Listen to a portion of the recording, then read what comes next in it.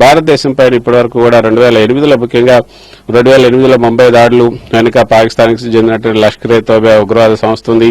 మాజీ ప్రధాని నవాజ్ షరీఫే దీనికి సంబంధించినటువంటి ప్రకటన కూడా చేశారు. 26/11కి సంబంధించినటువంటి దాడులకు సంబంధించి కానీ తర్వాత మాజీ అధ్యక్షుడు పర్వేజ్ ముషర్రఫ్ కూడా కాశ్మీర్లో భారత సైన్యం పైన కార్గిల్ యుద్ధానికి సంబంధించినటువంటి అంశం దానికి సంబంధించి కూడా పర్వేజ్ ముషర్రఫ్ చేసినటువంటి వ్యాఖ్యలు వీటన్నిటిని కూడా ఒక వీడియో రూపంలో విడుదల చేయబోతున్నారు. ఆఫ్ఘనిస్తాన్ పై కూడా పాకిస్తాన్ ఐఎస్ఐ తాలిబాన్ అదేవిధంగా హక్కానీ నెట్వర్క్లకు ఏ విధంగా శిక్షణ ఇచ్చింది, అక్కడ నిధులను ఆశ్రయాన్ని ఏ విధంగా వాళ్ళకు కల్పించింది అన్న నివేదికలను కూడా అందులో పొందుపరిచారు.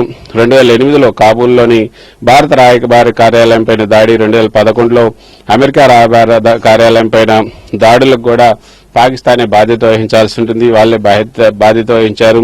తర్వాత ఇరాన్, రష్యా, బ్రిటన్ అదేవిధంగా ఒసామా బిన్ లాడెన్ ముఖ్యంగా పాకిస్తాన్ లో ఉన్నటువంటి అబోటాబాద్ లో ఈ యొక్క ఒసామా బిన్ లాడెన్ ఏ విధంగా నక్కి దాక్కున్నాడు, అప్పుడున్నటువంటి అమెరికా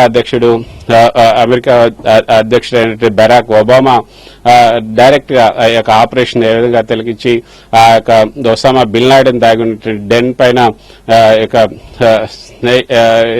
స్నిప్పర్స్ గానీ లేకపోతే స్నేయిల్ సంబంధించినటువంటి ఆ సంస్థ ఏ విధంగా భద్రతా దళాలు ఏ విధంగా దాడులు చేశాయి ఆ దానికి సంబంధించినటువంటి వీడియో వీటన్నిటిని కూడా ఈ రోజు విడుదల చేసే అవకాశం ఉంది. దేశం ముందు ఉంచబోతుంది. రష్యాలో కూడా 2025 ఏప్రిల్లో ఈ యొక్క జరిగిన మాస్కో కన్సర్ట్ హాల్లో జరిగినటువంటి దాడిలో కూడా పాకిస్తాన్ సంబంధాలపైన అనుమానాలు వ్యక్తమవుతున్నాయి.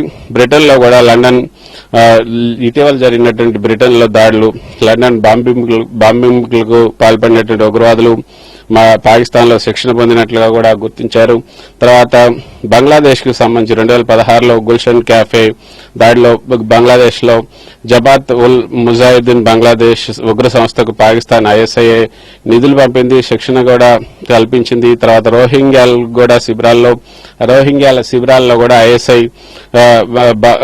ఐఎస్ఐనే శిక్షణ ఇచ్చింది. 2020 ఇంటెలిజెన్స్ నివేదికలో కూడా పెట్టింది. మరోపక్క లక్ష్మీదుర్గ అంతర్జాతీయ నివేదికలు ఏదైతే 2019లో కూడా యుఎస్ స్టేట్ డిపార్ట్మెంట్ ఇచ్చినటువంటి నివేదికలో కూడా పాకిస్తాన్ కొన్ని ఉగ్ర సంస్థలకు సురక్షితంగా మారింది, అక్కడ స్వర్గధామంగా మారింది ఈ ఉగ్రవాద సంస్థలకు పాకిస్తాన్ అంటూ యుఎస్ స్టేట్ డిపార్ట్మెంట్ ఇచ్చినటువంటి నివేదిక. Pakistan army and terrorism and unitary alliance అంటూ యూరోపియన్ నివేదికలో ఐఎస్ఐ మిలిటరీ అదేవిధంగా మతపరమైన ఉగ్ర సంస్థల మధ్య ఉన్నటువంటి సంబంధాలపైన ప్రస్తావన ఇచ్చింది. సో వీటన్నిటికి సంబంధించినటువంటి నివేదికలను ఈ రోజు బయటపెట్టే అవకాశం ఉంది.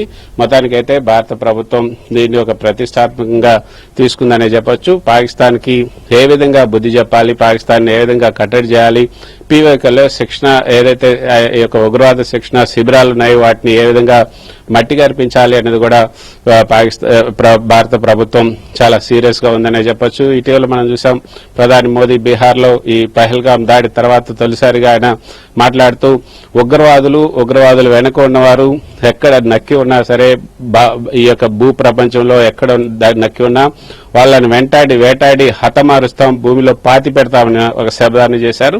ఆ శపథం మేరకే ఇప్పుడు ఈ యొక్క కార్యాచరణ అంతా జరుగుతోంది. ఖచ్చితంగా భారత్ నుంచి అయితే ఒక కఠినమైనటువంటి చర్యలు ఉండబోతున్నాయి. మొదటి సిసిఎస్ సమావేశంలో తీసుకున్నటువంటి 5 కఠినమైన చర్యలతో పాటు ఈ రోజు కూడా ఇంకా మరిన్ని కఠినమైన చర్యలు కూడా ఉండబోతున్నాయి. దానికి సంబంధించి 3 గంటలు జరిగే విలేకరుల సమావేశంలో ప్రకటన చేయబోతున్నారు. అదేవిధంగా వీడియోలను కూడా విడుదల చేసే అవకాశం ఉంది.